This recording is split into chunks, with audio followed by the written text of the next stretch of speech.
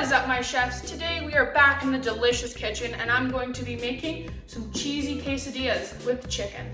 I'm sorry I haven't uploaded in a while, but I'm going to try and be a lot more frequent. But anyway, let's get right into the recipe. For this recipe, you will need 2 cups of all-purpose flour, 2 to 3 tablespoons of oil, doesn't matter which kind, 1.5 teaspoons of baking powder, a little bit of salt, and some more flour for kneading. And finally, some room temperature milk, which you can simply warm in the microwave. This entire recipe can be done by hand, but personally, I prefer to use an electric stand mixer. The attachment that we will be using today is, of course, the dough hook, because we are going to be making our own quesadilla dough. The first step is to add in all our dry ingredients to the bowl. The flour, the baking powder, and about 2 grinds of salt.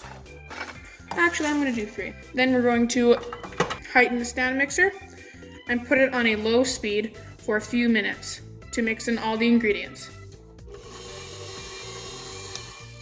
Now that our ingredients are nicely incorporated, we can begin to add the liquid ingredients. As mentioned before, this is 2 to 3 tablespoons of olive oil. You can use any type of oil that you want, but personally I prefer a little bit of flavor in my dough, so I'm going to be using olive oil. The reason why it depends how much you use is based on your climate. For example, I live in a quite dry climate, so I'm going to be using a little bit more of the liquid ingredients so my dough doesn't end up being too flaky and dry. And now we're going to be adding 3/4 cup of room temperature milk that you can simply get to that temperature in a microwave. Now we're going to simply mix this all in together on a low speed. During the mixing process, you may need the help of a teaspoon. Simply scraping the sides to ensure that all the ingredients are mixed together. After mixing it with a teaspoon, we're just going to put it on a low speed once again. Once the dough has developed into a ball, we can turn off the mixer. We're going to remove the dough hook and try to, without using our hands, gently scrape off the dough that is clung to the hook. Now that our dough is for the most part incorporated, we are going to lightly dust our hands with a pinch of flour to ensure that they will not cling to the dough. Now we're going to take the dough and put it on a floured surface. Make sure that you get all of the dough that was not put into the ball. This includes any excess flour. Now we are going to simply knead the dough together. If it is too loose and sticky, you may need to add more flour. Keep flouring liberally until the dough has become less sticky. As you can see, my dough is still sticky and is clinging to my hands. So we're going to keep kneading into the flour until it becomes a nice, firm ball. Once the dough has reached the desired consistency, we are going to now knead it for 2 minutes. After kneading for 2 minutes, your dough should have developed a nice stretchy texture such as this. Now, the second step is we are going to put our dough into an oiled bowl to let it stand for 20 minutes.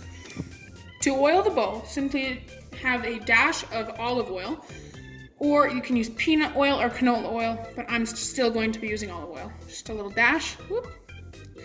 And gently using our hands, we are going to rub it around the bowl like this. Gently turning until the entire bowl is coated in oil. This is done so when the dough needs to rest in here and we pull it out, it does not stick to the sides. Now that the bowl is nice and oiled, we're just going to put our dough into there and cover with a damp cloth. Here is my damp cloth, and I'm just going to gently cover it, and we're going to let this sit for 20 minutes and to let it rise. Meanwhile, while we wait for the dough to rise, we are going to be preparing the chicken marinade. For the chicken marinade, you are going to need cloves, garlic, red pepper flakes, cinnamon, chili powder, oregano, cumin, paprika, black peppercorns, and salt. For the marinade, as I mentioned all the previous spices, you are simply going to add a small pinch or dash of each ingredient into this large bowl. I just did the cloves. They are ground, of course. Now I'm going to be doing the garlic powder, just a small pinch. Now the red chili flakes, again, just another small pinch. Now we're going to be adding a dash of cinnamon. After that, 2 pinches of chili powder, a gentle pinch of oregano, a small dust of cumin, and a liberal pour of paprika. After that, simply crack pepper and salt, and that's the mixture. To the mixture, we are going to add a few squeezes of lime juice. You can use fresh, but I'm just going to use bottled for convenience.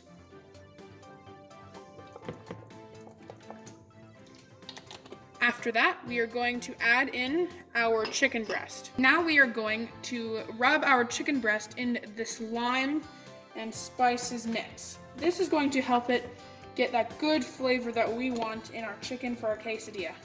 After gently mixing them together, we are going to let those stand for a few minutes. Now that our dough has been sitting for 20 minutes, we are going to take it out onto a floured surface. Make sure to leave the bowl because we're going to be using it again later. We're going to simply knead it some more on the flour. And now we separate it into small balls. This recipe makes roughly around 6 of them. This should be big enough so when you close your hands, it makes a ball. If that's too difficult, then simply cut it in half and then separate those into thirds. Now that we have 6 balls, we are going to simply put them back into the bowl and let those stand for 10 minutes. Meanwhile, we're going to prepare the secondary fillings for the quesadilla. For this, you're going to want to have 1 onion, half of a bell pepper, 1 egg, and that's about it. First, you're going to cut the onion into small cubes. Done. As for the bell pepper, we are going to simply remove the seeds and cut it up. Now that the bell pepper is cut up, we're all done. I know we said that we were going to use the egg, but we're going to use that later, so just stay tuned. You are going to want to put these vegetables onto a medium-high heat saucepan with olive oil.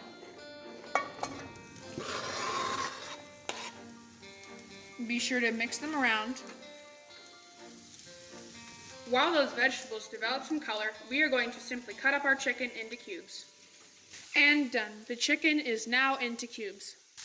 Moving back to the vegetables, they should be beginning to develop some brown color around their edges. And the onions should be turning barely translucent. We're going to make a small divot in the vegetables and place our chicken into there.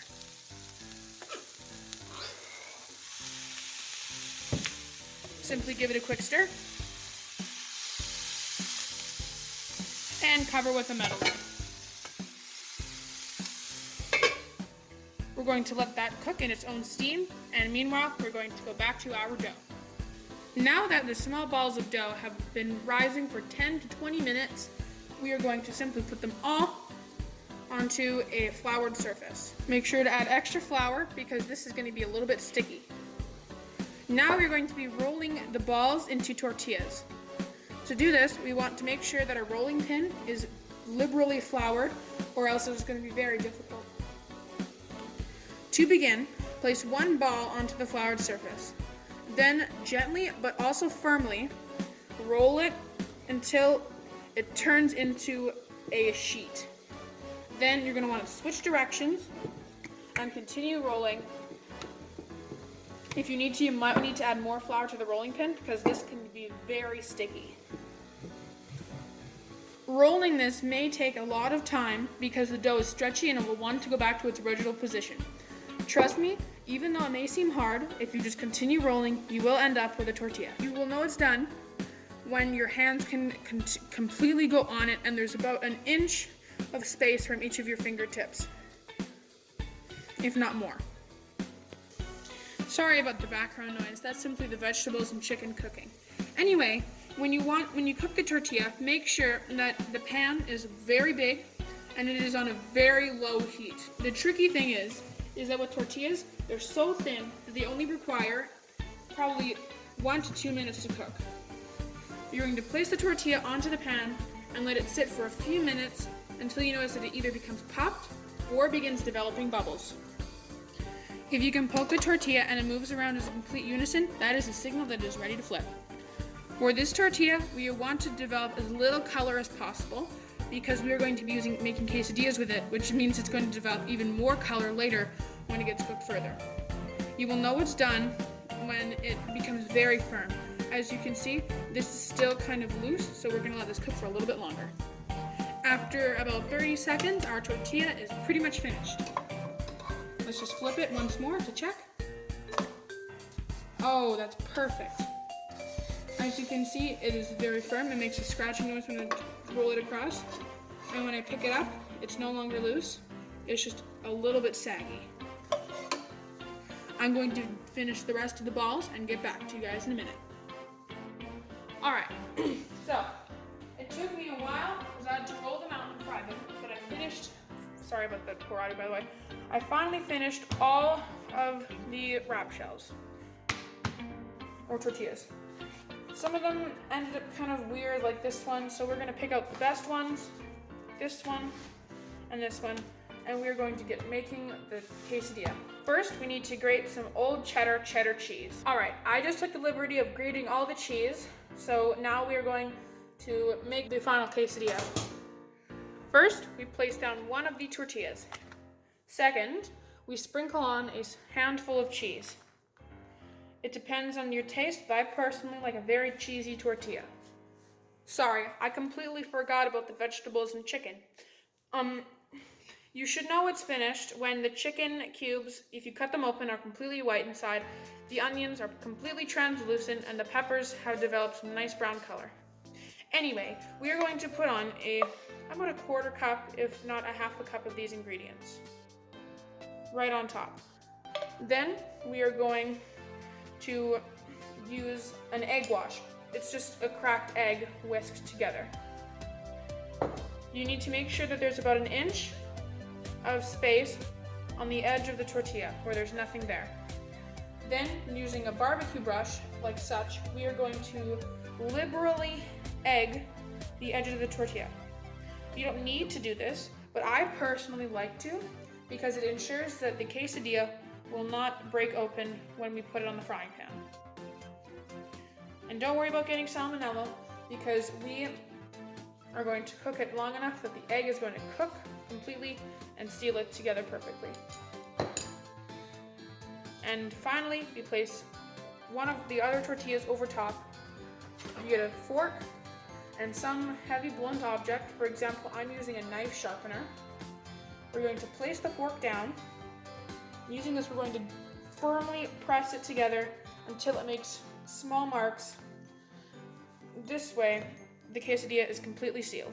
When sealing it together, I found that some of the edges were unable to be sealed, like this one, but that's okay because it's not going to leak out. Now we are back to the pan I used to fry the tortillas.